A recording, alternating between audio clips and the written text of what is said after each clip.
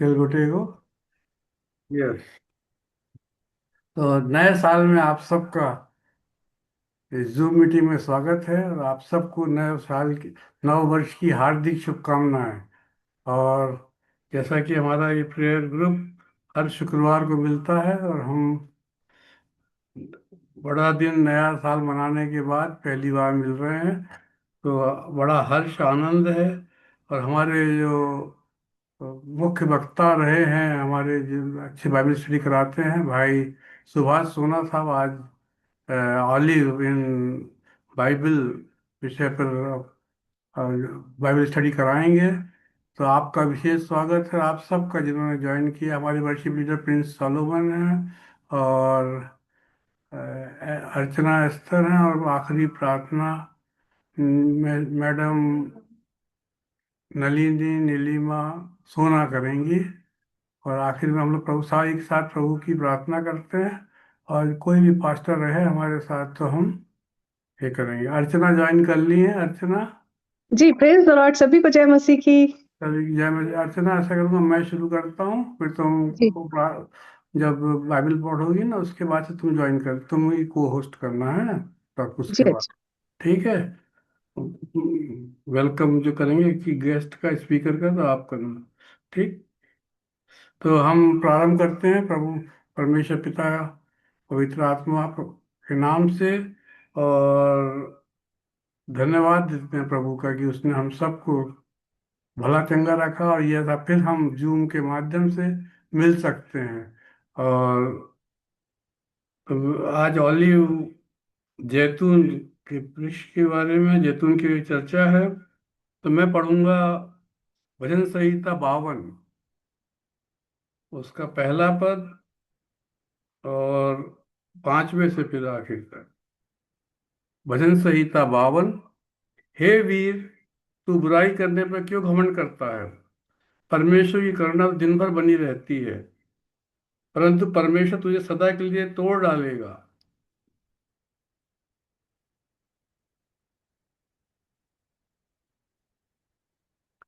वह तुझे पकड़कर तेरे डेरे से निकाल लेगा, और जीवितों के लोक से तुझे उखाड़ फेंकेगा, दुष्ट जन के लिए।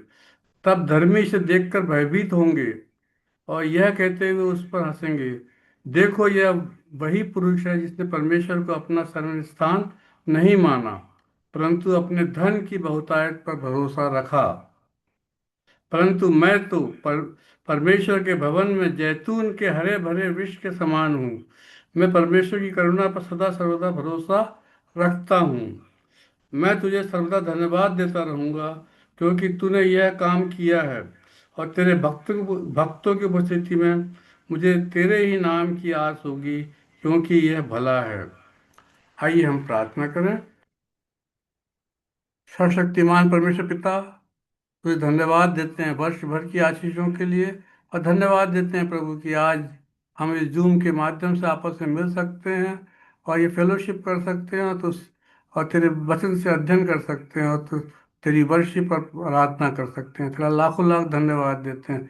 जितने भी लोग जुड़े हैं प्रभु, सबको आशीषित कर, और हम सब मिलकर एक मन एक चित्त होकर तेरी आराधना, स्तुति और तुझसे प्रार्थना कर सकें, तेरे वचन से सीख सकें। ऐसा आशीर्वाद तुझसे चाहते हैं। हर प्रकार के व्यवधान से बचाना। जूम माध्यम से जब हम मीटिंग करते हैं, लिंक और हर चीज़ तेरी तेरे अधीन रहे प्रभु, तेरे। और हम चाहते हैं कि यह आज का ये समय हम सब के लिए आशीष का हो। प्रभु यीशु मसीह के नाम से इस प्रार्थना को मांगता हूँ, आमीन। आज के हमारे वर्शिप लीडर हैं भाई प्रिंस सालोमन। आपके लिए समय है, Prince Salomon. Praise the Lord all of you. परमेश्वर का धन्यवाद हो कि उसने फिर से मुझे एक समय दिया कि आप सबके बीच में परमेश्वर की महिमा स्तुति कर सकता हूँ। आइए, हम एक बहुत प्यारा गीत है, और गीत है बढ़ती चली जा रही है मेरी छोटी सी जीवन नैया, तुम ही हो प्रभु की वैया, मुझे जाना है यीशु की नगरिया। बहुत प्यारा गीत है। आइए हम उस गीत को गा के परमेश्वर की स्तुति करेंगे।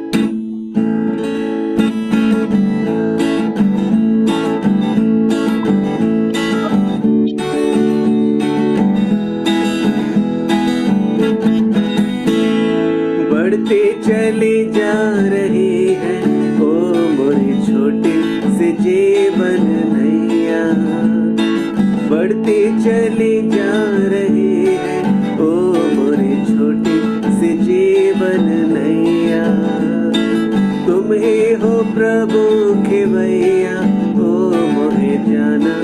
यीशु की नगरिया। तुम ही हो प्रभु की मैया, ओ मोहे जाना है यीशु की नगरिया। बढ़ती चली जा रही है ओ मोरी छोटी सी जीवन नैया। तुम ही हो प्रभु की मैया, ओ मोहे जाना है यीशु की नगरिया।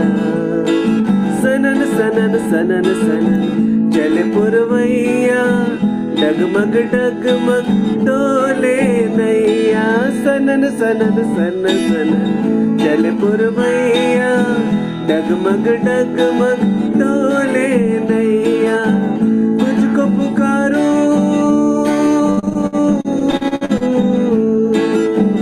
तुझको पुकारो मोरे प्राण बचैया। बढ़ती चली जा रही है ओ मोरी छोटी सी जीवन नैया। तुम ही हो प्रभु की मैया, ओ मोहे जाना है यीशु की नगरिया।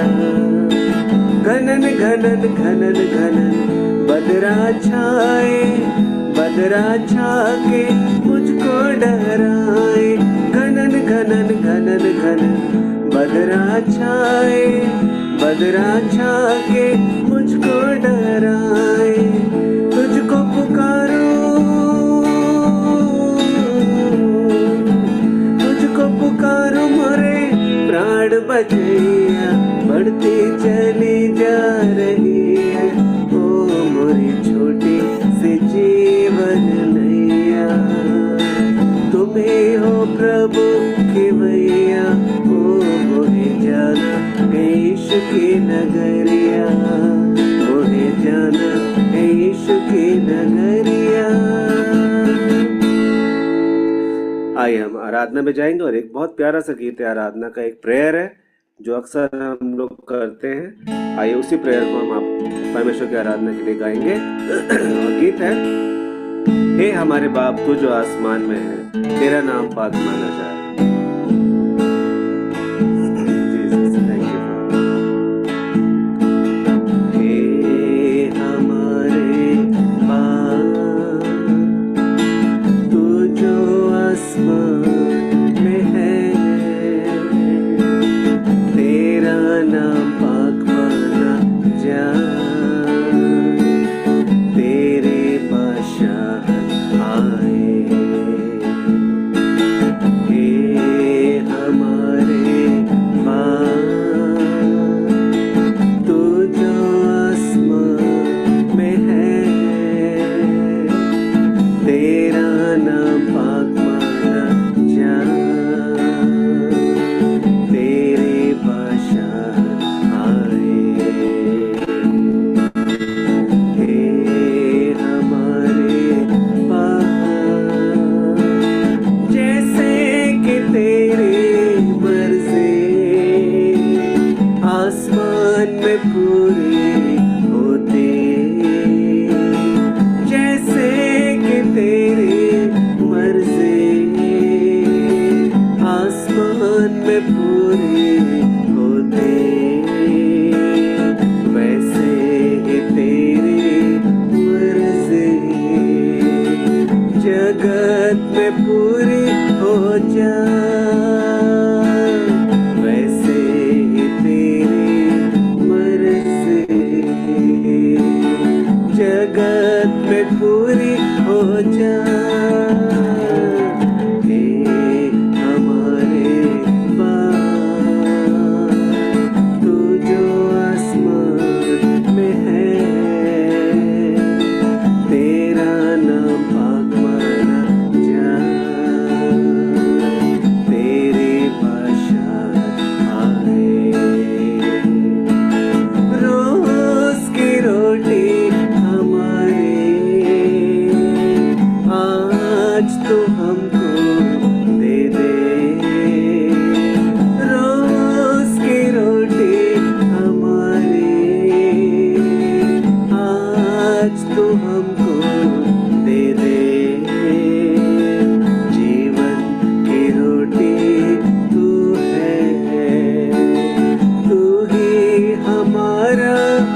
फल है, जीवन की रोटी तू है, तू ही हमारा फल है, हे हमारे माँ, तू जो आसमान में है, तेरा नाम पाक माना जाए, तेरी बादशाहत आए। जिस तरह हम अपने अपराध को माफ करते, जिस तरह हम अपने अपराध को माफ करते, उसी तरह ही हमारे अपराध को माफ कर दे, उसी तरह ही हमारे अपराध को माफ कर दे, हे हमारे पापा, तू जो आसमान में है, तेरा नाम पाक माना जाए, तेरी बादशाहत आए, हे हमारे थैंक यू फादर। धन्यवाद यीशु, सच में आप आसमान में रहते हैं और हमारी हर एक जरूरतों को पूरा करते हैं। हम अपने आप को आपके सम्मुख लाते हैं प्रभु, वक्ता को आपके सम्मुख लाते हैं। हर कोई जो आज खुदावंद आपके वचन को सुनता है प्रभु, आप उसके जीवन में काम कर और होने दे प्रभु अधिक कायक से खुदावंद वो खुदावंद और भी अधिक फल प्राप्त करने पाए खुदावंद, और जो कुछ भी प्रभु आज वचन हमारे बीच में बोया जाता है प्रभु, वो हमारे जीवन में काम करे और हम अधिक कायक से खुदावंद आपके सम्मुख जैसा आप चाहते हैं वैसा बढ़ते जाएं। यीशु आपके नाम से मांगते हैं। Thank you brother, thank you. और अब मैं हमारी बेटी अर्चना तेलगुटे को आमंत्रित करता हूँ कि वे वचन पढ़ने में और प्रार्थना में अगुवाई करेंगी, और उसके बाद वक्ता को ही आमंत्रित करेंगी, और आखिरी में पास्टर जेम्स हमारे साथ हैं। प्रभु की प्रार्थना के बाद वो आशीर्वाद देंगे। Archana Telgute. Thank you sir. सभी को जय मसीह की। आइए हम बाइबल पठन में जाएंगे, और आज का जो पाठ है बाइबल पठन का वो हमें मिलता है रोमियो 11 उसकी 17वीं आयत से लेकर के 24वीं आयत तक। यहाँ पर इस प्रकार से लिखा हुआ है, और यदि कई एक डाली तोड़ दी गई और तू जंगली जलपाई होकर उसमें साटा गया और जलपाई की जड़ की चिकनाई का भागी हुआ है, तो डालियों पर घमंड न करना, और यदि तू घमंड करे तो जान रख कि तू जड़ को नहीं परंतु जड़ तुझे संभालती है।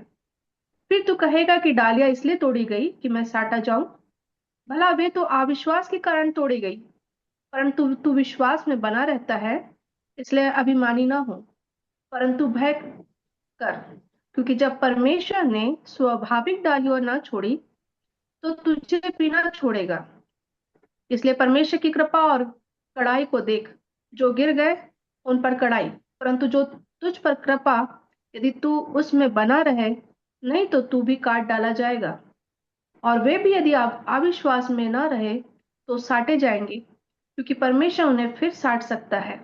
इसलिए यदि तू इस जलपाई से जो स्वभाव से जंगली है काटा गया है और स्वभाव के विरुद्ध अच्छी जलपाई में साटा गया है, तो ये जो स्वाभाविक डालियां है अपने ही जलपाई में साटे क्यों न जाएगी। परमेश्वर अपने वचन के पढ़े जाने पर आशीष दे। आइए हम वचन में जाने से पूर्व अपनी मन की तैयारी के लिए प्रार्थना करेंगे और वक्ता को भी परमेश्वर के हाथ में सौंपेंगे।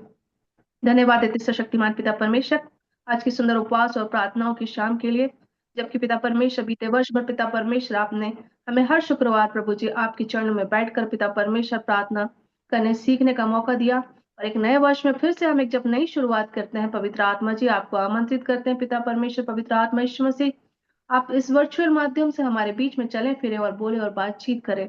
जब आपके दास पिता परमेश्वर अपने वचन को आपके वचन को लेकर आते हैं खुदावन। पवित्र आत्मा जी अद्भुत अभिषेक, अद्भुत बातों को प्रकाशन दे खुदावन, क्योंकि निश्चय आपके वचन को खुलने से प्रकाश होता है।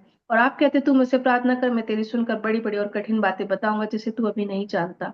आप प्रभु जी निरंतर आप अपने दासों के द्वारा बहुत सारे भेदों को हम पर प्रकट कर रहे हैं और आज भी अद्भुत करने जा रहे खुदावन। इसलिए इस समय को आपके हाथ में सौंपते खुदावन, और इस वर्चुअल माध्यम को भी आपके हाथ में सौंपते, अपनी महिमा लें। आप बड़े और हम घटे। धन्यवाद के साथ प्रार्थना उद्धार करता यीशु नासरी के नाम से मांगते हैं, आमीन। समय हम स्वागत करेंगे हमारे वक्ता श्री सुभाष सोनस जी का, जो हमारे मध्य में निरंतर परमेश्वर के वचन को लेकर अद्भुत रीति से हमारे बीच में सेवकाई को कर रहे हैं। परमेश्वर बड़े भेदों को उन पर प्रकट कर रहा है।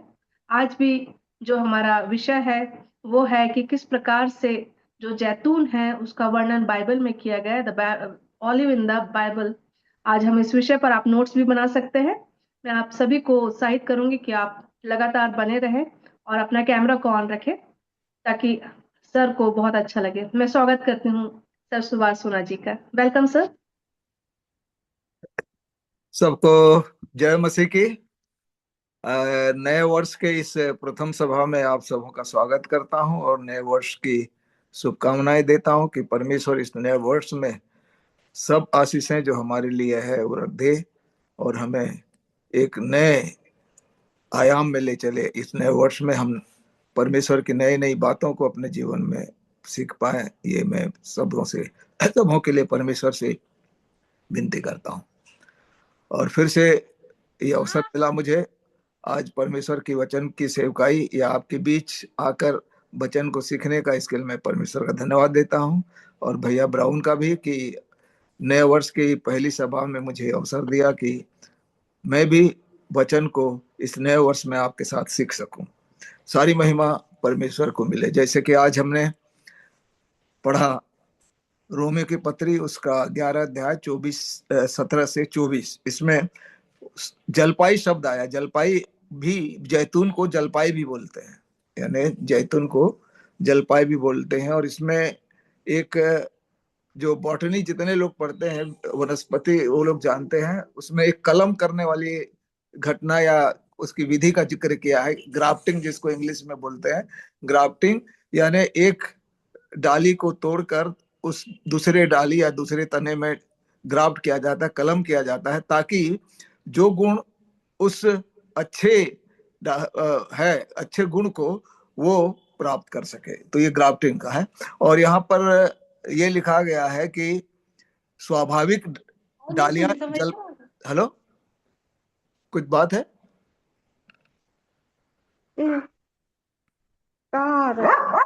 हेलो, किसी का माइक ऑन है तो बंद कर लें। जी, कैमरा माइक ऑफ कर देंगे। तो हम ये भी जानते हैं कि ये जो ग्राफ्टिंग वाली बात है, ये इसका अर्थ और भी हम आगे देखेंगे, परंतु हम ये जानते हैं कि बाइबल में सृष्टि की बहुत सी ऐसी वस्तुएं या चीजें हैं जिनको बाइबल में प्रतीकात्मक या उपमा के रूप में इस्तेमाल किया गया है। जैसे कि यदि आप भजन संहिता 92:12 में देखते हैं तो धर्मी जन को क्या गया, धर्मी जन खजूर की नाई वाले फूले फलेंगे और लबानोन को देवदार के समान बढ़ेंगे। यीशु मसीह को क्या बोला है, परमेश्वर का मेमना, भोर का तारा, वचन को पानी। ये इस तरह बहुत सारी उपमाएं या प्रतीकात्मक रूप से, और प्रकाशित वाक्य में हम सबसे ज्यादा देखते हैं। तो आज हमारा जो विषय है जैतून के ऊपर है, ओलिव, जिसको हिंदी में जैतून भी बोलते हैं और दूसरे लोग जलपाई भी बोलते हैं। तो सर्वप्रथम हम ये जाने कि ये जैतून जो है, जैतून मुख्य रूप से दो लोगों के लिए इस्तेमाल हुआ है। अभी इस संदर्भ में जो हम पढ़े हैं, तो पहले इस्राएल की जो प्रजा है, सबसे पहले हम जानते हैं इस्राएल की जो प्रजा है उसके लिए जैतून इस्तेमाल हुआ है। और इसके लिए सबसे पहले अगर देखें, बहुत सारे रेफरेंसेस है परंतु कम समय में हम थोड़ा थोड़ा देखेंगे। यिर्मयाह नबी की किताब, यदि उसके 11 अध्याय के 16 पद को पढ़ते हैं, यिर्मयाह नबी की किताब उसके 11 अध्याय के 16 पद, तो इसराइल के लिए जैतून की उपमा दी गई है। यहोवा ने तुझको हरा मनोहर, यानी ये इसराइल के लिए कहा गया है। जो आगे अगर पढ़ेंगे पूरे 11वें अध्याय में, तो हाँ, इसराइल, यहोवा ने तुझको हरा मनोहर सुंदर फल वाला जैतून तो कहा था, हाँ परंतु उसने बड़े हुल्लड़ के शब्द होते ही उसमें आग लगाई और उसकी डालियां तोड़ डाली हाँ, गई। जैसे अभी हमने रोमियो में पढ़ा कि उसकी डालियां तोड़कर दूसरी डाली गई, तो इन्हीं इसराइलियों के लिए ही ये बात कही जा रही है। और यदि आप होशे नबी की किताब उसके 14 अध्याय, होशे नबी की किताब उसके 14 अध्याय के 5 और 6 दोनों पद को पढ़ेंगे, तो उसमें और भी कई उपमाएं दी गई हैं, जिनमें से एक उपमा जैतून की भी है। तो आग होशे नबी की किताब 14 उसका 5 और 6 दोनों बातें देखें। मैं इसराइल के लिए ओस के हाँ, समान, क्या किसके लिए बोल रहा है? मैं इसराइल के लिए, ओस के यानी समान, ओस की उपमा दी जा रही है। हाँ, वह शोषण के समान, यहाँ भी एक उपमा दी जा रही है, शोषण की भी उपमा दी जा रही है। हाँ और लबानोन के समान जड़ फैलाएगा। हाँ उसकी जड़ से पौधे फूट कर निकलेंगे, उसकी शोभा जैतून की हाँ, उसकी शोभा किसके जैसे? सी जैतून। यानी ये जैतून मूल रूप से प्रारंभ में किसके लिए इस्तेमाल हुआ? इसराइल के लिए। जैसे कि हमने यहाँ पर देखा कि वो डालियां तोड़ी गई जलपाई की। अब उसके बाद जो दूसरा बहुत ही महत्वपूर्ण जैतून का इस्तेमाल हुआ है, यदि आप उसको पढ़ेंगे जैतून के बारे में, तो जकरिया की किताब निकालेंगे 4 अध्याय,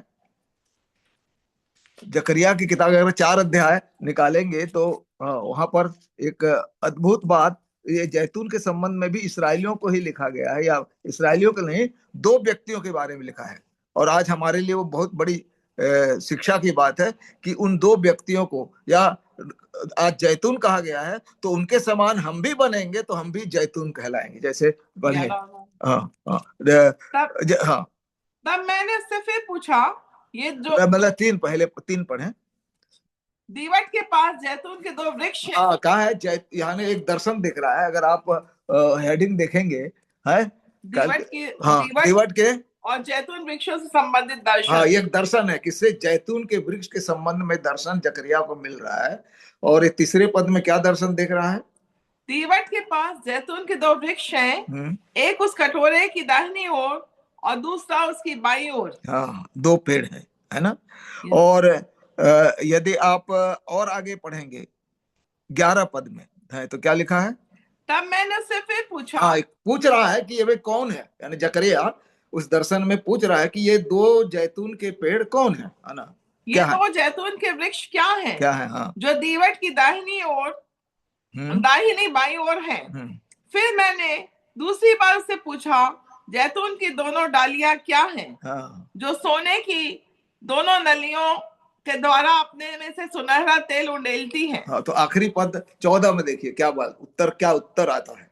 तब उसने कहा, इनका अर्थ ताजे तेल से हाँ, यानी ताजे तेल से भरे हुए वे 2 पुरुष हैं, 2 पुरुष हैं, जो सारी पृथ्वी के परमेश्वर के पास हाजिर रहते हैं। सारे पृथ्वी के परमेश्वर, यानी परमेश्वर के भवन में या परमेश्वर की उपस्थिति में। तो आप इसको स्मरण करें कि ये 2 लोग, ये 2 जैतून के वृक्ष कौन है, ये हम देखेंगे। और जैतून के दोनों वृक्षों की व्याख्या क्या है कि ये तेल है, अनॉइंटिंग ऑयल है ना, और जो हमेशा परमेश्वर की उपस्थिति में रहते हैं। और ये लोग कौन है, इसका वर्णन अगर आप देखेंगे तो प्रकाशित वाक्य में आपको मिलता है। यदि आप प्रकाशित वाक्य उसके 11 अध्याय पे आएंगे, है प्रकाशित, ही जैतून के 2 पेड़ प्रकाशित वाक्य, हाँ 11, यानी हेडिंग आप पाएंगे। देखिए, पहले चीज तो ये 2 वृक्ष का किसके प्रतीक है? अनॉइंटिंग ऑयल के, यानी परमेश्वर के अभिषेक के तेल हैं, जो निरंतर परमेश्वर की उपस्थिति में रहते हैं। और यहाँ इन 2 जैतून के पेड़ को क्या क्या है? गवाह बोला है। क्या बोला है? 2 गवाह। अब हेडिंग देखेंगे 11 अध्याय में तो क्या लिखा है? 2 गवाह हैं। और ये 2 गवाह कौन है, इसको भी, इसका नाम तो नहीं दिया, परंतु जो व्याख्या उनकी की गई उसके अनुसार हम इन 2 व्यक्तियों की पहचान कर पाते हैं। पहले बताइए। ये वे ही जैतून के 2 पेड़ और 2 दीवट हैं। हाँ, जहां पर जकरिया ने लिखा था उसी को यहाँ मिल गया। जो पृथ्वी के प्रभु के सामने खड़े हैं। पृथ्वी वहां भी खड़ा है कि पृथ्वी के सामने खड़े, ये भी खड़े हैं, वो दर्शन। हाँ, फिर आगे। हाँ, यदि कोई उनकी हानि पहुंचाना चाहता है, देखिए ये कौन है, यहाँ से पता चले। यदि, हाँ, तो उनके मुंह से आग निकलकर उनके बैरियों को भस्म करती है। हाँ, और यदि कोई उसकी हानि पहुंचाना चाहेगा तो अवश्य इसी रीति से हाँ, मार डाला यानी जाएगा। आग निकालने, आग। और आगे उसका है, उसमें जो उसकी प्रार्थना से उन्हें क्या। अधिकार है हाँ, कि आकाश को बंद करें, हाँ, और उनकी भविष्यवाणी के दिनों में मेघ ना बरसे। हाँ, यानी ये जो है, हम पुराने नियम में पढ़ते हैं, ये गुण किसमें था? एलिया में। आग, आकाश से आग गिरी और उसके प्रार्थना से मेघ नहीं बरसा, आकाश बंद हुआ, उसकी आदत। यानी पहला पुरुष कौन है? एलिया। एलिया। और दूसरा पुरुष कौन है, उसकी भी व्याख्या की गई है। हाँ, आगे पढ़े। और उन्हें सब पानी पर अधिकार है कि उसे लहू बनाए। कौन बनाया था? मूसा। मूसा। लाल समुद्र, नील नदी और वहां के क्या बनाया था? पानी को लहू हाँ, बनाया। और क्या किया था? आगे। और जब जब चाहे तब तब पृथ्वी पर हर प्रकार की विपत्ति लाए। मिस्र पर विपत्ति लाने वाला परमेश्वर के सामर्थ्य कौन था? मूसा। मूसा। तो ये दोनों व्यक्ति कौन हैं? एलिया और मूसा। और इन एलिया, पहली चीज, ये एलिया और मूसा दो गवाह के रूप में दिखाई दे रहे हैं, परमेश्वर के सामने निरंतर हैं। वो गवाह के रूप में, देखिए पहले गवाह के रूप में है। और वहां जकरिया बोलता है अनॉइंटिंग, अनॉइंटिंग यानी पवित्र आत्मा या तेल से अनॉइंटिंग। तो इस रोल को हम और एक बेहतर तरीके से, एलिया का, ये एलिया और मूसा का तो हम जैतून के नाम से जानते हैं, इनका एक और बेहतर रोल हम नए नियम में देखते हैं। जब आप पढ़ते हैं, यीशु मसीह का रूपांतरण हुआ था। तीनों सुसमाचार में लिखा है। अगर आप रूपांतरण की बात पढ़ेंगे तो तीनों सुसमाचार में है। मत्ती रचित, आप लिख लीजिए पढ़ने के लिए, मत्ती रचित सुसमाचार उसके 17 अध्याय के 1 से 8 में है, मरकुस 9 2 से 8 में है, और लूका रचित सुसमाचार 9वें अध्याय 28 से 36 में। ये तीनों जगह पर यीशु मसीह का रूपांतरण आप जानते हैं, इसलिए मैं पढ़वा नहीं रहा हूं, क्योंकि आप जानते हैं कि वो रूपांतरण के पहाड़ पर है। याकूब, पतरस और यूहन्ना 3 चेले हैं, और एक बादल ने घेर लिया, और ये तीनों चेले जो है ट्रांस में आ गए, अचेत हो गए। और उनको क्या दिखा कि बादल ने घेर लिया और यीशु मसीह का रूप एकदम बदल गया, उसका चेहरा चमकने लगा, सुर से भी तेज, और उसका वस्त्र जो इतना उज्जवल हो गया कि कोई धोबी भी उसको नहीं साफ करता, ऐसा लिखा है।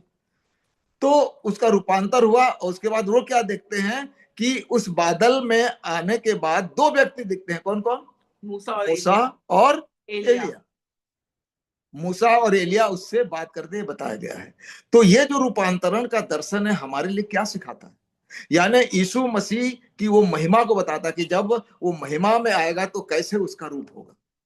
और महिमा में जब आएगा, जिसकी चर्चा कौन करता है? ये पुनरुत्थान की बात करता है। यीशु मसीह दोबारा आएगा लोगों के पुनरुत्थान के लिए। तो उसके बारे में आप पढ़ते हैं पहला थिस्सलुनीके 5वें अध्याय में, और पहला कुरिन्थियों 15 अध्याय में पौलुस पुनरुत्थान की बात लिखा कि हम किस प्रकार, जब वो बादलों पर आएगा, जिसको रैप्चर भी कई लोग बोलते हैं, किस प्रकार हम उठाए जाएंगे। पहला लिखता है कि जो प्रभु में सोए हैं वे पहले जी उठेंगे, ऐसा लिखा है। जो प्रभु में सोए हैं वो पहले जी उठेंगे, और जो जीवित हैं वो अविनाशी दशा में बदलकर बादलों में उठा जाएंगे। तो मूसा रिप्रेजेंट करता है उन लोगों को जो प्रभु में सोए हैं, यानी प्रभु में वो सोया है, प्रभु ने, परमेश्वर ने उसको मिट्टी दी, वो मृत्यु प्रभु में सोया है, इसलिए वो मूसा किसको रिप्रेजेंट कर रहा है? ऐसे लोगों को जो प्रभु में सोए हैं। और एलिया ऐसे लोगों को रिप्रेजेंट करता है जो जीवित है। अब जानते हैं कि एलिया मरा नहीं, वो जीवित होकर क्या है? स्वर्ग पर चढ़ गए, उठा लिया। और यही दो गवाहों को फिर से परमेश्वर लाया है प्रकाशित कि एलिया जो है जीवित लोगों को रिप्रेजेंट करता है, कि जो जीवित हैं एलिया के समान परमेश्वर के पुत्र यीशु मसीह से मिलेंगे। मुर्दे जो प्रभु में सोए हैं और जीवित जो है। तो इस प्रकार ये दो बातें हमारे जीवन में है कि उस पुनरुत्थान में, या गवाही के रूप में और अनॉइंटिंग के रूप में। और इसी को लूका ने दूसरे ढंग से बताया है कि जब हम भी अनॉइंट होंगे, किससे? पवित्र आत्मा से। इसलिए तो लिखा है कि आज जब हम गवाह बनेंगे परमेश्वर के और हमारी उपस्थिति परमेश्वर के मध्य रहेगी, उसके भवन में रहेंगे, तो हम भी जैतून के पेड़ के समान कहलाएंगे। जैसा कि अभी आप भी भैया ने भजन संहिता 52 अध्याय पढ़ा, तो उसमें 8 पद में क्या लिखा? 52:8 में कि मैं तो परमेश्वर के भवन में हरे जैतून के समान। तो आज जब हम पवित्र आत्मा पाकर उसके गवाह बनेंगे, तो हम भी मूसा और एलिया और दाऊद के समान जैतून कहलाएंगे, जैतून के पेड़ हरे हरे होते कहलाएंगे। तो इस प्रकार ये हमारे लिए बहुत महत्वपूर्ण है। अब उसके बाद हम जो आज पढ़े हैं रोमियो की पत्री 11 अध्याय 14 से जो 17 से 24 में, कि जलपाई तोड़ डाली गई, तोड़ी गई। और क्यों तोड़ी गई ये जानने के लिए हमको जरूरी है उस व्यवस्था को जानना जो परमेश्वर ने प्रारंभ में, हम जानते हैं कि जो व्यवस्था दी है, अगर उसका एनालिसिस करेंगे तो 3 व्यवस्थाओं को हम पढ़ते हैं पूरे बाइबल में। सबसे पहले परमेश्वर ने वाचा के रूप में किससे व्यवस्था बांधी? व्यवस्था के रूप में वाचा पहले इब्राहिम से बांधी। उसके बाद गुलामी से निकालकर इसराइलियों को जब लाया, तो मार्ग में सिनै पर्वत पर और मार्ग में जो 40 उनके बीच मूसा के द्वारा एक और व्यवस्था दी। और उसके बाद हम नए नियम में यीशु मसीह के साथ जो नई वाचा जानते हैं, तो हम यीशु मसीह की नई वाचा को भी देखेंगे। परंतु सारांश में हम देखें इब्राहिम की वाचा कैसी थी और इसराइलियों की वाचा कैसी थी। अगर इनके डिफरेंस को हम समझेंगे तो ये डाली क्यों तोड़ दी गई ये भी हम स्पष्ट समझ पाएंगे। इब्राहिम की वाचा को आप जानते हैं कि वो अनुग्रह की वाचा थी। अनुग्रह क्यों कह रहा हूं मैं? क्योंकि जब इब्राहिम से परमेश्वर ने शपथ खाई या प्रतिज्ञा की कि मैं तुझे आशीष दूंगा, तो कोई कंडीशन नहीं रखा। अब देखिए, कोई शर्त रखी थी कि ऐसा करेगा तो मैं तुझे आशीष दूंगा, ऐसा नहीं। सीधा सीधा ये बोला, मैं तेरे को आशीष दूंगा, तेरे वंश को बढ़ाऊंगा, तू आशीषों का मूल पिता है, भूल मंडल के सारे कुल तुझसे आशीष पाएंगे। कोई शर्त नहीं, नो कंडीशन। ये अनुग्रह की वाचा थी। और उस अनुग्रह की वाचा में इंपॉर्टेंट क्या था कि परमेश्वर ये वाचा उसके साथ इस प्रकार बांधा कि परमेश्वर ने जब उससे प्रतिज्ञा की, जैसे कोई भी व्यक्ति हमसे प्रतिज्ञा करता है विदाउट एनी कंडीशन, तो हमारे अंदर सबसे पहले क्या जागृत होता है? फेथ, विश्वास। अर्थात ये अनुग्रह की वाचा जो परमेश्वर ने इब्राहिम से बांधी वो विश्वास की वाचा थी, फेथ। और इसीलिए तो लिखा है, अगर आप उत्पत्ति 15:6 में पढ़ते हैं, तो परमेश्वर ने उसकी इब्राहिम ने उसकी प्रतिज्ञा ने जो कुछ परमेश्वर ने उससे कहा उस पर क्या किया? विश्वास किया। और यह विश्वास उसके लिए, यानी इब्राहिम की वाचा, इब्राहिम की के साथ जो वाचा बांधी उसमें मुख्य क्या था? फेथ था। ओबीडियंट जो है यानी आज्ञाकारिता सेकेंडरी थी। क्यों सेकेंडरी थी? क्योंकि हम जानते हैं कि विश्वास जो है आज्ञाकारिता की नींव है। यानी अगर आदमी के अंदर विश्वास आ गया तो अपने आप वो आज्ञाकारिता में आ जाएगा। यानी आज्ञा का जो विश्वास है आज्ञाकारिता की नींव है, फाउंडेशन है।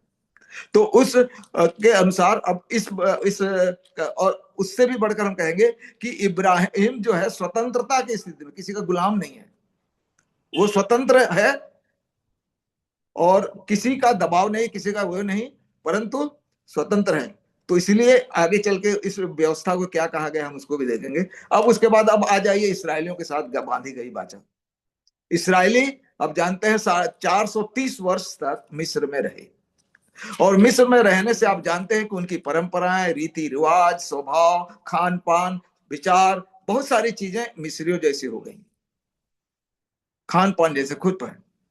और जब उनको निकाला परमेश्वर ने, उनको उस गुलामी से निकालकर स्वतंत्र किया। सबसे पहले क्या किया?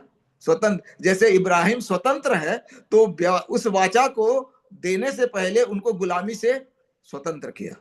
परंतु यह बात स्मरण रही कि यद्यपि वे स्वतंत्र हो गए हैं, उसके बावजूद भी उनके अंदर मिस्र की जो स्वभाव है, मिस्र की बातें जो है, वहां की परंपराएं, वहां के रीति रिवाज अभी भी उनके अंदर जेहन में है। यानी इसलिए परमेश्वर ने उनके लिए जो वाचा बांधी वो शरीर की थी, फ्लैश,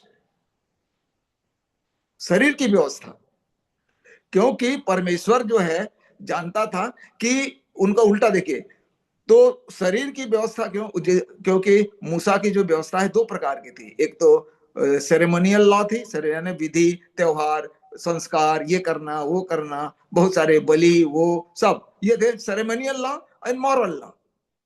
तो उस सेरेमोनियल लॉ और मॉरल लॉ दोनों को दिया इसलिए क्योंकि शरीर की व्यवस्था के अनुसार परमेश्वर उनके अंदर आज्ञाकारिता के माध्यम से विश्वास जागृत करना चाहता, यानी इस शरीर की व्यवस्था में आज्ञाकारिता पहले और आज्ञा मानने के द्वारा विश्वास, ये होता। तो ये जो है लॉ ऑफ फ्लैश है।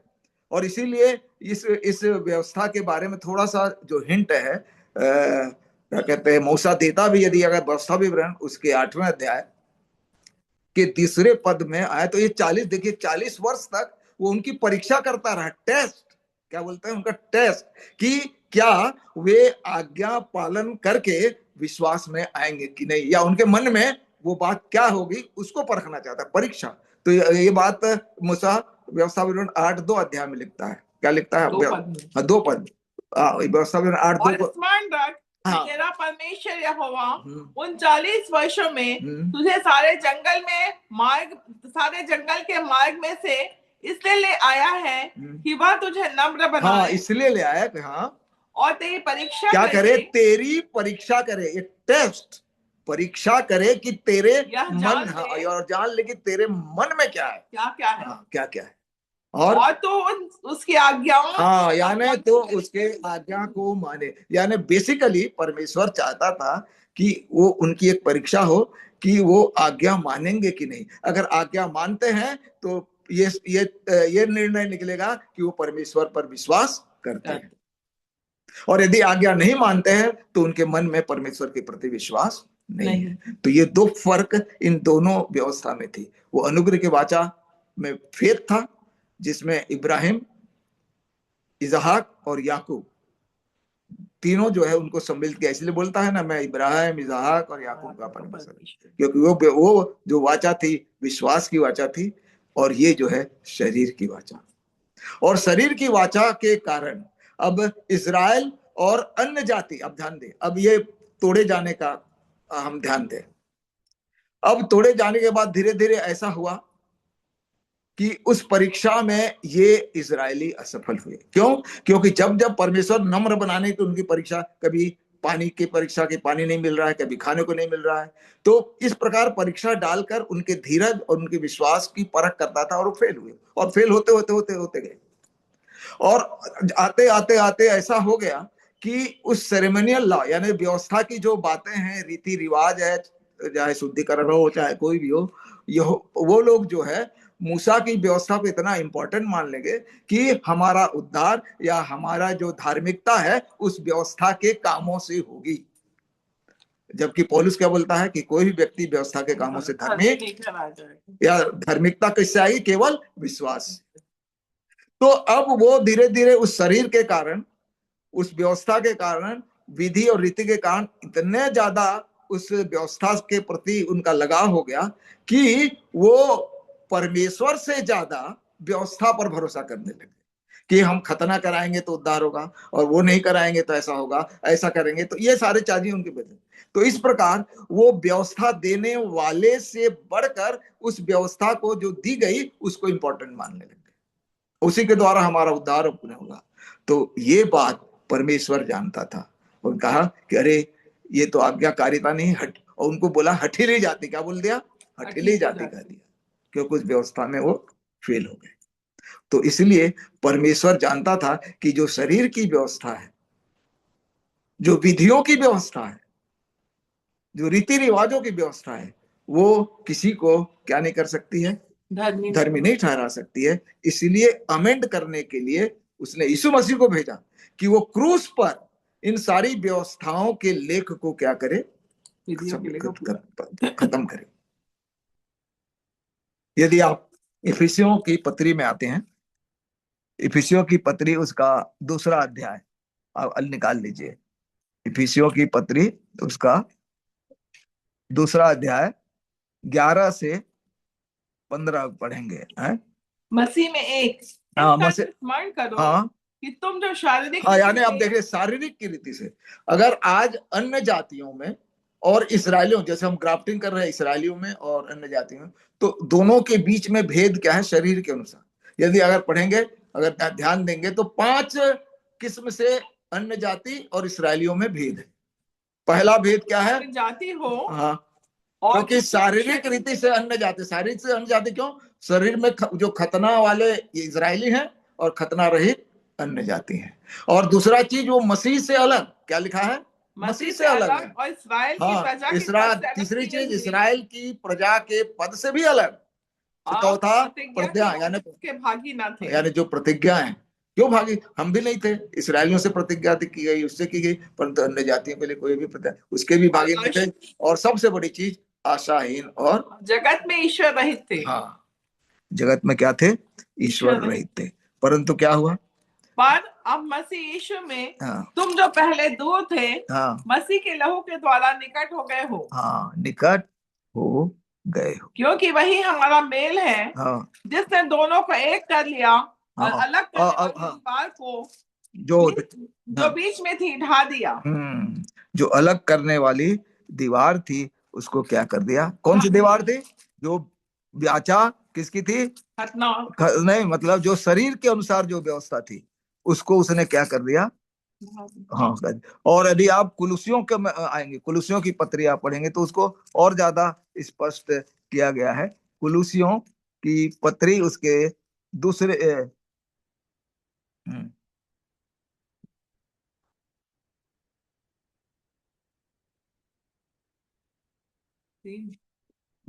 अब क्या कहते हैं, उसमें लिखा है पुराने स्वभाव और नए स्वभाव की बात आती है ना, कि किस प्रकार हमारा जो पुराना स्वभाव को परमेश्वर क्या करता है? बदल देता है। और इसीलिए रोमियो के 3 अध्याय में, सॉरी पहले देखे, रोमियो के 3 अध्याय के जैसे मैंने कहा था उसके 20 पद में क्या लिखा है? क्योंकि व्यवस्था के कामों से कोई प्राणी उसके सामने धर्मी नहीं ठहरेगा। हाँ, इसलिए कि व्यवस्था के द्वारा पाप की पहचान होती है। पाप की क्या होती है? पहचान होती है, यानी कोई उसके सामने धर्मी नहीं चलता है। तो आज उस व्यवस्था को यीशु मसीह है ना, जो है उस क्रूस पर अलग कर दिया। व्यवस्था का जो लेख, विधि का जो लेख है, ऐसा लिखा है, विधि का जो लेख है उसने क्रूस पर उसको क्या कर दिया? ताकि अब वो व्यवस्था की विधि, यानी आज हमको कोई पर्व नहीं मनाना, कोई सेरेमनी नहीं करना, कुछ नहीं करना, केवल क्या है, अब इब्राहिम की जो वाचा है अनुग्रह की, वो वाचा यीशु मसीह में हमको फिर से मिली, वो अनुग्रह जिसमें केवल क्या है? विश्वास है। यानी आज हमारा उद्धार का आधार क्या है? केवल मसीह पर विश्वास। जैसे इब्राहिम ने किया, विश्वास।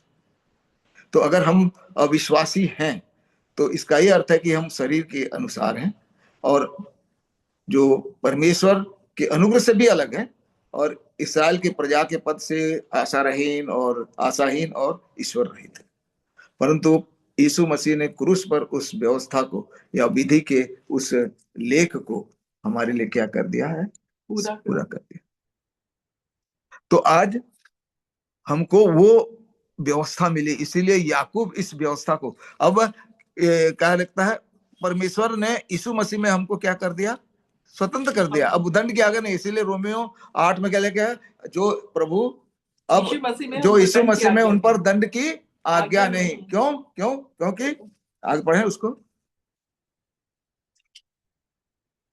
अब जो मसीह यीशु में है उन पर दंड की आज्ञा नहीं, क्योंकि वे शरीर के अनुसार नहीं वरन आत्मा के अनुसार चलते हैं। क्योंकि जीवन की आत्मा जीवन की, इसको क्या बोला है? जीवन की आत्मा की व्यवस्था बोला। व्यवस्था ने मसीह यीशु में मुझे पाप की और मृत्यु की व्यवस्था से स्वतंत्र कर दिया है।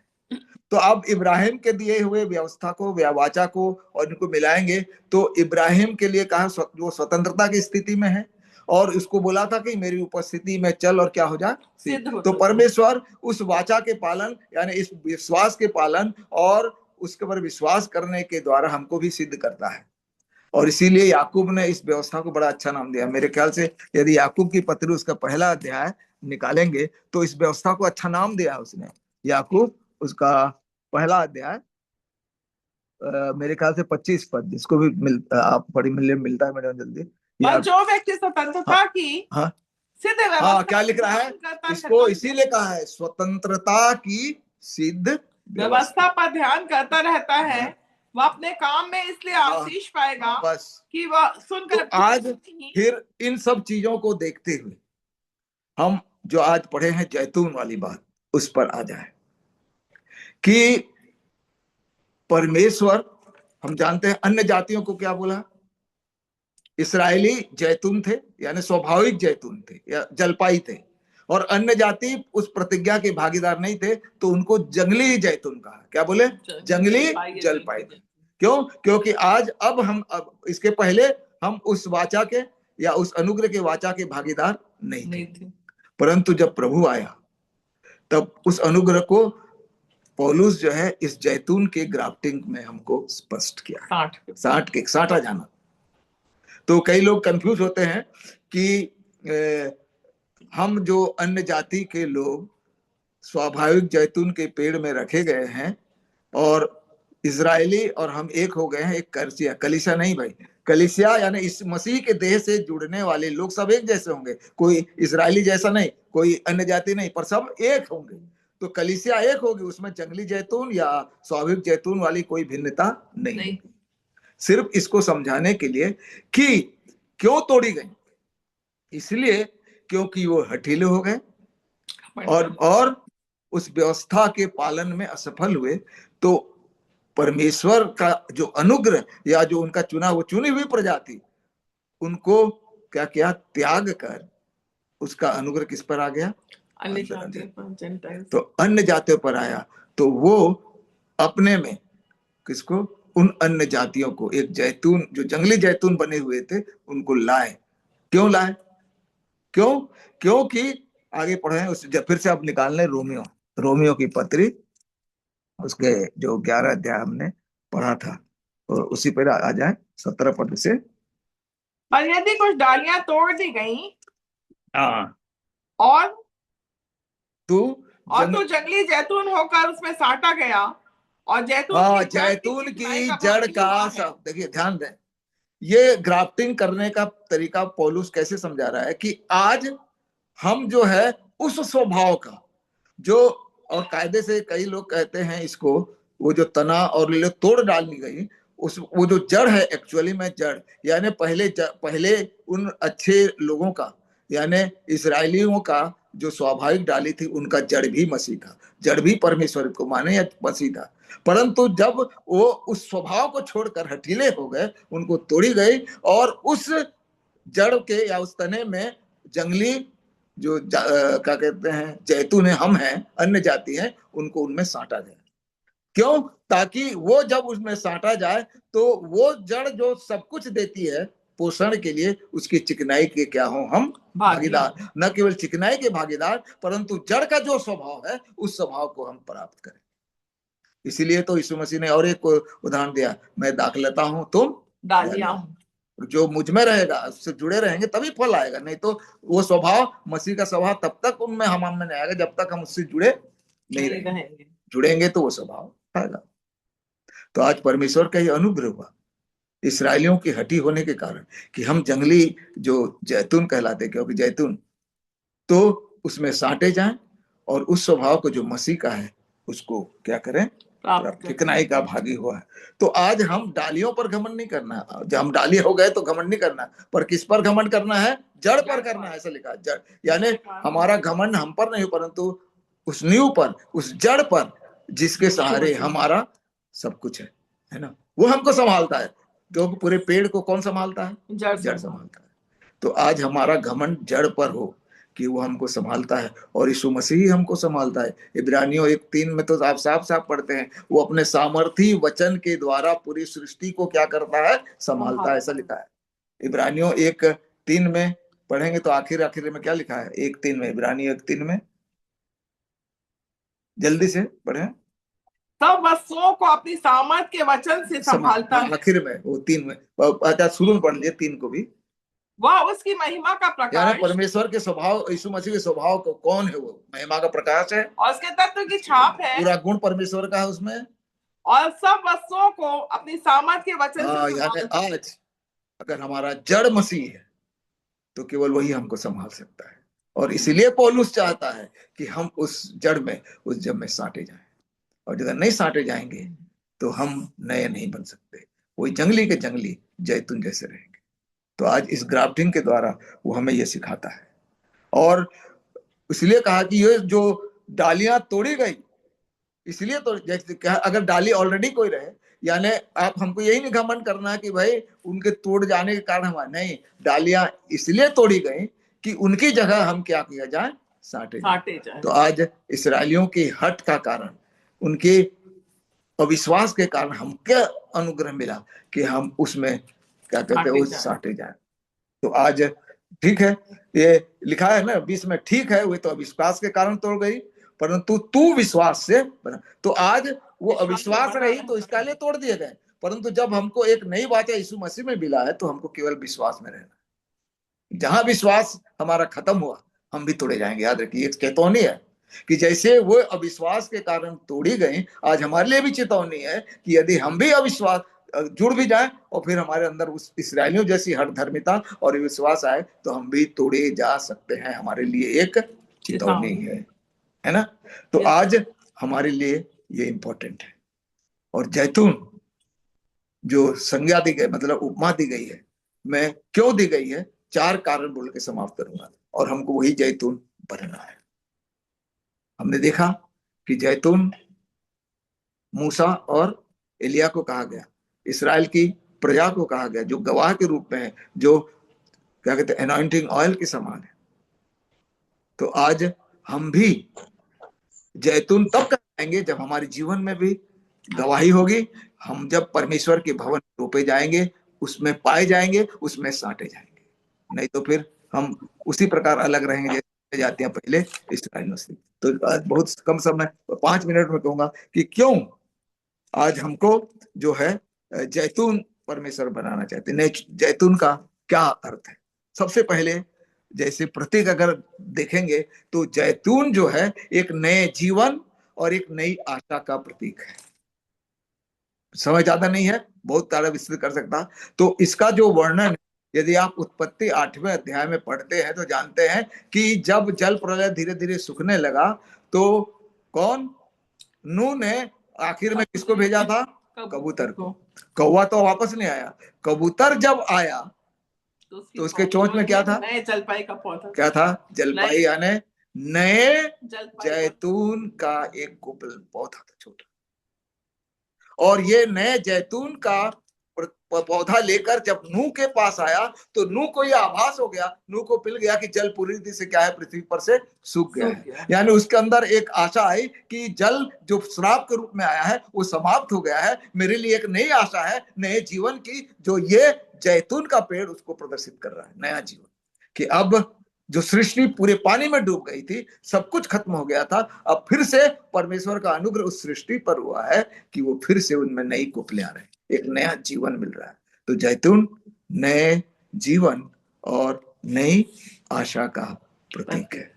तो आज परमेश्वर जब हमको जैतून तभी बोलेगा जब हमको प्रभु यीशु मसीह में एक नया जीवन और एक नई आशा मिलेगी।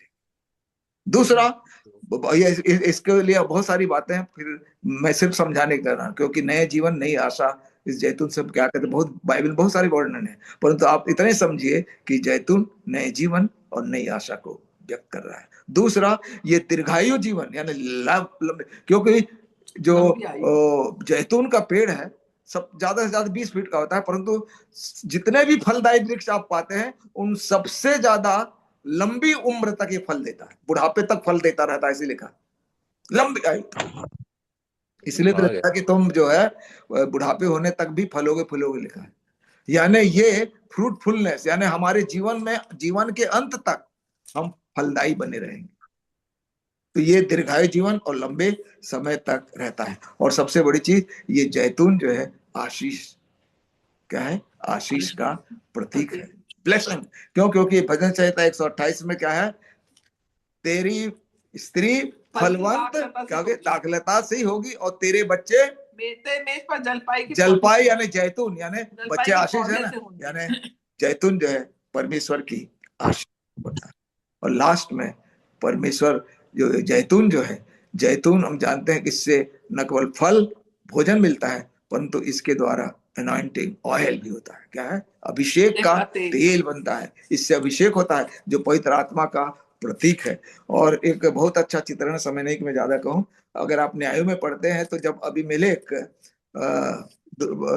का राजा बनने के लिए आया था, तो उसका विरोधी बोला, यदि आप न्यायों की किताब 9वें अध्याय में आएंगे तो मैं ज्यादा नहीं कहूंगा, तो लोगों ने कहा, उसने एक उदाहरण दिया कि कई लोगों को बोले कि हमारे ऊपर, पेड़ों को बोला कि हमारे बीच में राजा हो, अंजीर को भी बोला, उसको भी बोला, सबको बोला, तो जलपाई के पौधे को भी बोला जैतून। अगर आप 9वें अध्याय के 8 और 9 पद को पढ़ेंगे, न्याय 9 में वृक्ष किसी का अभिषेक करके अपने ऊपर राजा ठहराने को चले, तब उन्होंने जैतून के वृक्ष से कहा, तू हम पर राज्य कर।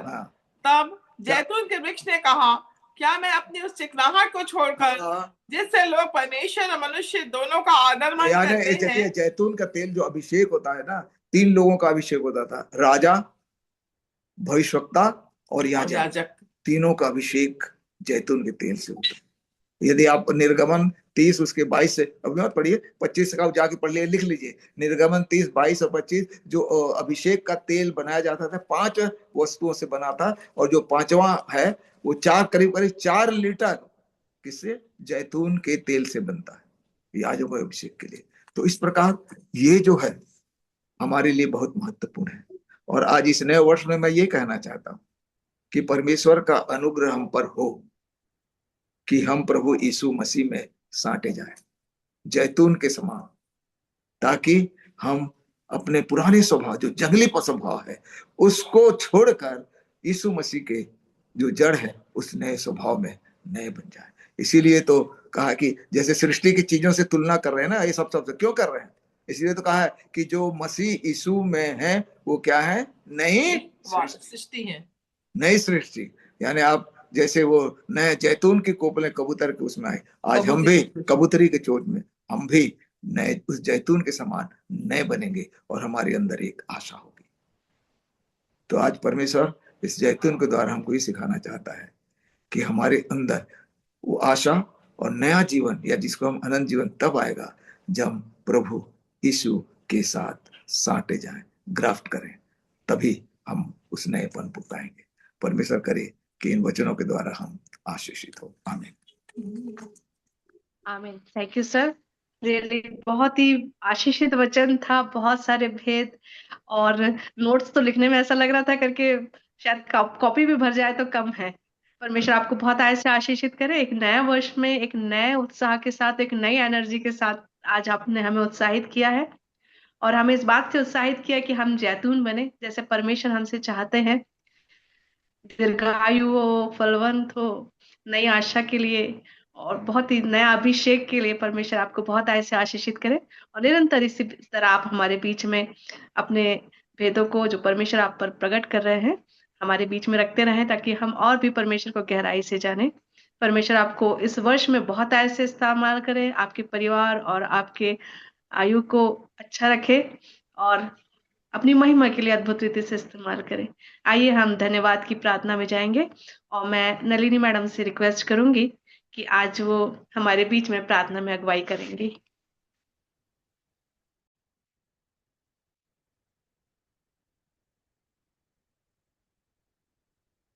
आपका माइक बंद है। चलो, हाँ, दिख रही है। आइए हम अपनी आंखों को बंद करें, अपने सरों को झुकाएं और आज के सुंदर आराधना के लिए परमेश्वर को धन्यवाद दें। धन्यवाद धन्यवाद धन्यवाद, स्तुति महिमा और तारीफ के योग्य जीवित सामर्थी परमेश्वर पिता, इस रात्रि की बेला में हम आपके बच्चे एक बार फिर इस नए वर्ष में आपके अनुग्रह के सिंहासन के पास आते प्रभु जी, और पिता परमेश्वर आपकी स्तुति आराधना और महिमा कर रहे हैं। हमने प्रभु परमेश्वर आपके सुंदर जीवित वचन को आज हमने सीखा है परमेश्वर पिता, क्योंकि आपने हमसे बहुत अधिक प्यार किया, और पिता परमेश्वर अपने प्रेम की भलाई हम पर इस स्थिति से प्रकट की है परमेश्वर पिता, कि जब हम पापी ही थे प्रभु, आपने हमारे बचाने के लिए उपाय किया प्रभु परमेश्वर, और हम जंगली जलपाइयों को यीशु मसीह में साथ करके पिता परमेश्वर सचमुच में एक नई सृष्टि बनाने के लिए उपाय किया प्रभु परमेश्वर। हम यीशु मसीह के लिए उनके अनमोल बलिदान और बेशकीमती लहू के लिए आपका धन्यवाद करते हैं, जिसके द्वारा परमेश्वर पिता हम आप में नई सृष्टि बन सकते हैं प्रभु परमेश्वर। आज जो वचन आपने अपने दास के मुख से होकर के हम सबों से बोला और बातचीत किया प्रभु जी, हमारे हृदय पे पटियों पर अंकित होने पाए प्रभु जी। होने दीजिए प्रभु परमेश्वर कि हम सब प्यारे पिता परमेश्वर इस नए वर्ष में आपकी नई सृष्टि बने प्रभु परमेश्वर, और आपकी नई सृष्टि के प्रथम फल हो पिता परमेश्वर प्रभु जी। हम आपका धन्यवाद और स्तुति करते हैं परमेश्वर पिता प्रभु जी। प्यारे पिता परमेश्वर, आज की स्तुति आराधना, आज के वचन और आज की प्रार्थनाओं के लिए और सुंदर संचालन के लिए हम आपका धन्यवाद करते प्रभु जी। धन्यवाद की भेंट हम आपके चरणों पर रखते प्रभु जी, और होने दीजिए कि ये वर्ष का एक एक समय परमेश्वर आपकी संगति में हम सब बिताएं प्रभु परमेश्वर।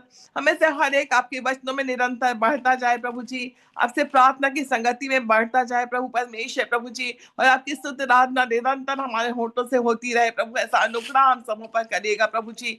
प्यारे पिता, हर एक के परिवारों को आशीष दीजिए प्रभु परमेश्वर, और पारिवारिक नीति से, व्यक्तिगत नीति से और कलीसियाई नीति से हम आपके वचनों में बढ़ते जाए प्रभु परमेश्वर, आपकी सेवा में बढ़ते जाए प्रभु परमेश्वर, और आपके कार्यों में बढ़ते जाए, और बहुतों के लिए प्रभु परमेश्वर आशीष का कारण बने। ऐसा अनुग्रह हमें से हर एक पर करिए प्रभु जी। प्यारे पिता परमेश्वर, हम आपका हृदय से धन्यवाद करते, हर एक के जीवनों को पिता परमेश्वर स्वस्थता तंदुरुस्ती से भरिए परमेश्वर पिता परमेश्वर, अपनी सामर्थ शक्ति और बल बुद्धि ताकत से भरिए पिता परमेश्वर प्रभु जी, और हर एक के जीवनों से सिर्फ आपकी महिमा और महिमा हो। और हम सब इस बात को जानते प्रभु कि हम सब आपकी महिमा के लिए सृजे गए हैं परमेश्वर पिता प्रभु जी, इसलिए हम सब आपकी महिमा में निरंतर बढ़ते जाए, ऐसी दया करिए प्रभु जी।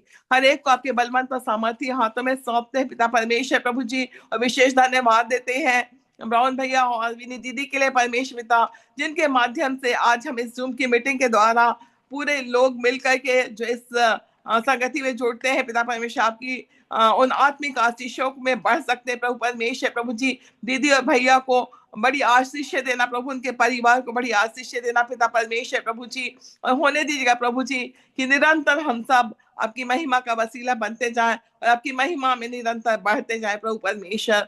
हम आपका हृदय से धन्यवाद करते हुए पिता परमेश्वर एक एक को आपकी सुरक्षा भरे हाथ में सौंपते हुए इस विनती प्रार्थना को आपके प्यारे बेटे यीशु मसीह के अतुल्य मीठे नाम से मांगते राजा, दया से सुनिए, ग्रहण कीजिए, आमीन आमीन। आइए हम सभी प्रभु की प्रार्थना करेंगे, और प्रभु की प्रार्थना के बाद मैं पासवान राजन जी से रिक्वेस्ट करूंगी कि वो आशीर्वाद वचन हमारे बीच में रखने पाएंगे।